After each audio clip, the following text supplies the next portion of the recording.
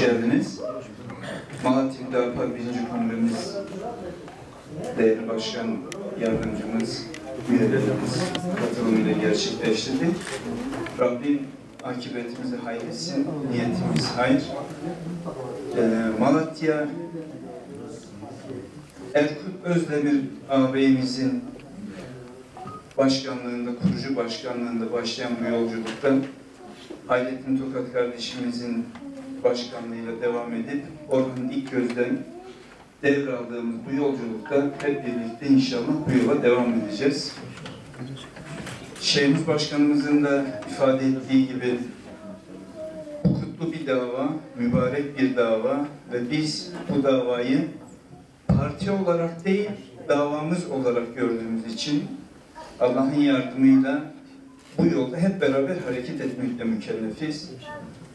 Kendin birebir sorumlu olduğun kadar hepimizin aynı sorumluluk içerisinde olduğu inancındayım. Kişi olarak tek başımıza götürebileceğimiz bir dava değil. Onun için her daim birbirimize ihtiyacımız var. Eksiklerimizde, hatalarımızda, yanlışlarımızda, iyilik ve kötülükte ortağız. Çünkü bu öyle bir dava. Onun için Rabbim akıbetimizi hayretsin diye dua ediyoruz. Çalışmalarımızda birbirimizden desteğimizi esirgemeyelim diye birbirimize dua ediyoruz. Allah razı olsun diyorum. Teşekkür ediyorum.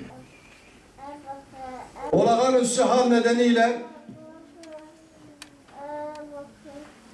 biliyorsunuz güvenlik soruşturmaları adı altında binlerce insan mağdur edildi. Hala da ediliyor. 20 yıl önce 3 gün gözaltına alınmış olan bir şahıs şu anda yıllardır çalışmış olduğu kurumdan atılıyor.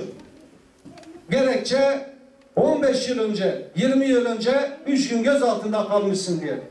Hangi mantıkla FETÖ'nün, yani bugün terör dediğin, Amerika'nın uşağı dediğin o örgütün oluşturmuş olduğu devlet hafızasına göre sen hareket ediyorsun? İnsanları işten uzaklaştırıyor veya güvenlik soruşturmaları nedeniyle gerekli atamalarını yapmıyor. Bu da büyük bir zulümdür. Evet, olağanüstü hal uygulanması artık insanlara, halkımıza zarar vermeye başlamıştır.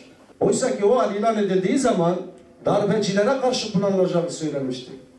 Dolayısıyla son birkaç aydır artık halkta etkilenmeye başladı. Dolayısıyla hükümet o hali bir daha gözden geçirmelidir. O hal olmadan bu ülke veya bu devlet mücadele edemez mantığını biz reddediyoruz.